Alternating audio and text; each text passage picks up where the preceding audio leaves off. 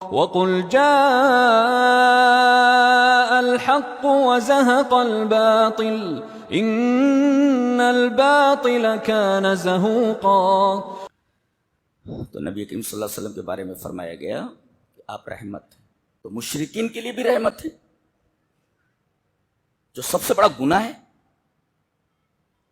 جواب دیا گیا ہے، دلیل یہ حدیث پاک۔ وعن ابی ہریرہ رضی اللہ تعالیٰ عنہ قال قیل یا رسول اللہ ادعو علی المشرکین قال انی لم ابعث لعانا وانما بعثت رحمتا، رواہ مسلم فی کتاب البر والصلۃ والآداب۔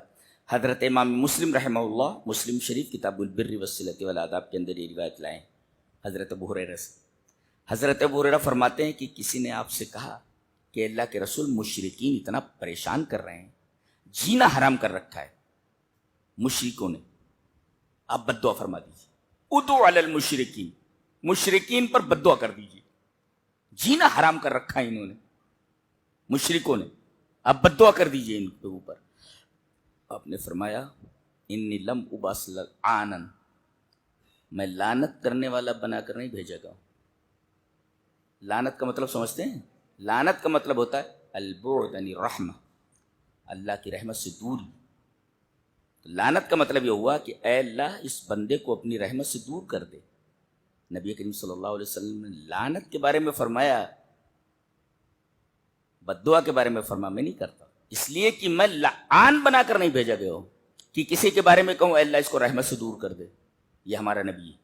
وَإِنَّمَا بُعِثْتُ رَحْمَةً، مجھے تو رحمت بنا کر کے بھیجا گیا ہے۔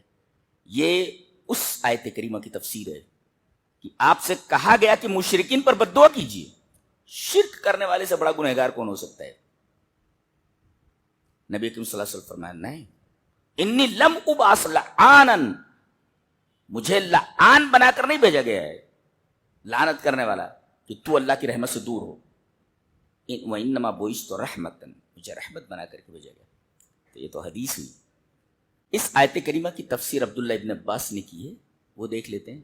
قرطبی میں حضرت عبداللہ ابن عباس نے جو تفسیر کی ہے وما ارسلناک الا رحمۃ للعالمین کی، وہ ہم پڑھ کے بتا دیتے ہیں۔ عن ابن عباس رضی اللہ تعالیٰ عنہما قال کان محمد صلی اللہ علیہ وسلم رحمۃ للجمیع فمن آمن به وصدق به سعید ومن لم یؤمن به سلم مما لحق الامم من الخس والغرق۔